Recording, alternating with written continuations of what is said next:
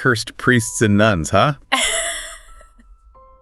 I gotta say, that's a new one for me. But it's right up our alley, right? History, mystery. Definitely. A little spooky. I mean, And stories are perfect. It's perfect. Yeah. And I love a good ghost story. Oh, absolutely. I mean, it's not every day you hear about, religious figures being, cursed. Rare. It's like the sacred and the taboo all rolled into one. Exactly. And this podcast we're diving into today, Yeah. it's like they went on a deep dive specifically to find these eerie tales, and let me tell you. They did not disappoint. Forbidden love. Demonic possession, Classic. lingering spirits, they've got it all. It's like a gothic novel, but in real life. Right. Okay. So we got to start with the forbidden love angle. It's like a classic trope for a reason, Mm-hmm.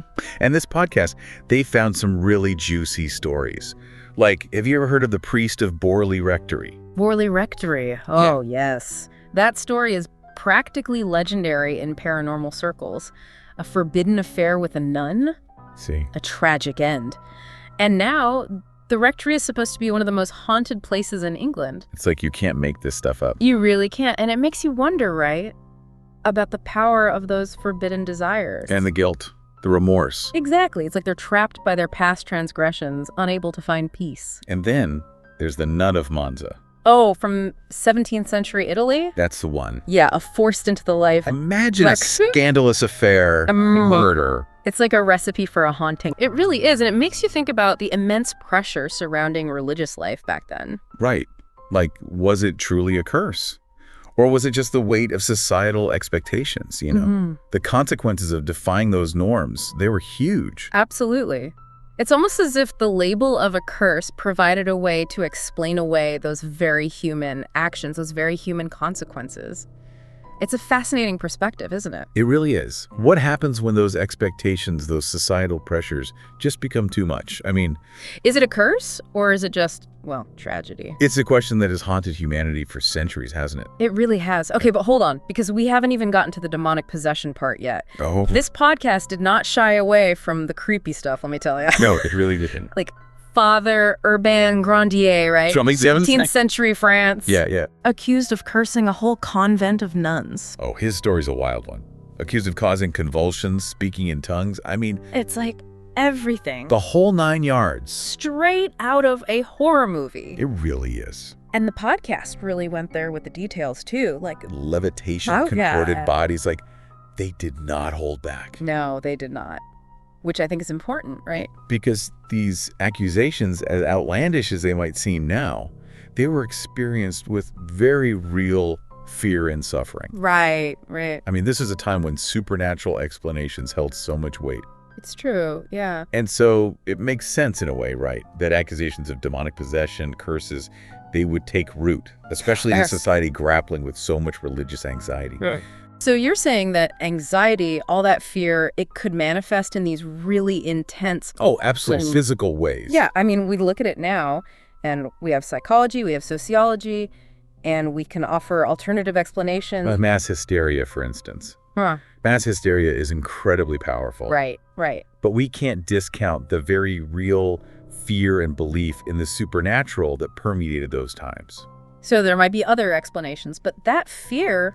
It was real. It was very real. It's kind of like what happens when that fear takes hold of a whole community. It's kind of like, those Salem witch trials that you love so much. Oh, yeah. It's like history repeating itself. It's that same kind of collective fear and paranoia, yeah. Yeah. But what about the lingering spirits? The haunted churches, the monasteries, all those. Oh, those are good. The places where the veil is thin. Yeah. What do you make of those stories? I love those. They're my favorites. Like those places, they just hold on to the past. They do, don't they? Like they've soaked it all up, all that energy. Like take the ghost nun of St. Ambrose Church. Oh, in Mexico City. Yeah. Forever searching for forgiveness. It's heartbreaking. Isn't it? It is. Or how about the Black Monk of Pontefract? Oh, he's a nasty piece of work. Right. Terrorizing anyone who dares to set foot in his former home. Classic haunting, right? It's like whispers and shadows and this feeling that someone's watching you. Oh, it's brilliant.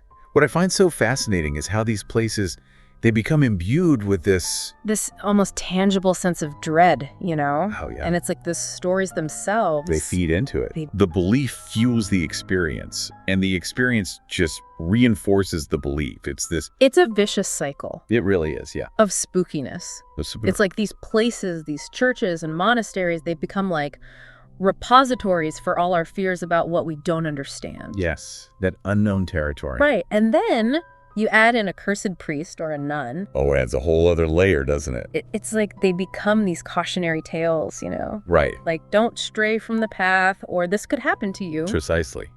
They represent a disruption of the expected order, you see. A breach of the sacred. Ooh.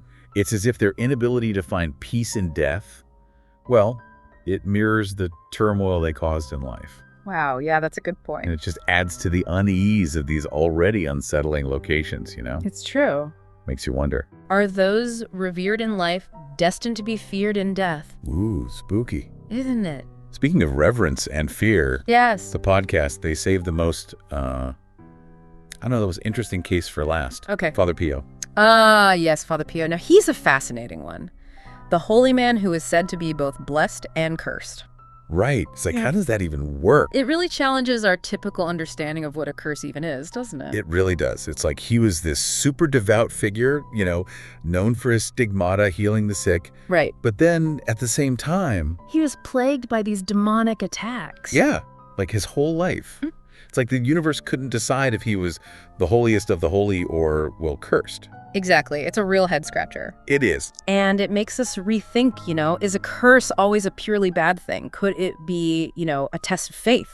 Oh, that's interesting. It is, isn't it? Because Father Pio, he saw his struggles as a consequence of his connection to the divine. So instead of like breaking vows or something like that, his curse, it came from his piety. In a way, yes. He saw it as sharing in Christ's suffering. Wow. I never thought of it like that. That's heavy stuff. It is heavy stuff. And, that's what makes these stories so compelling. They offer a window into how belief in reality. They've interacted throughout history.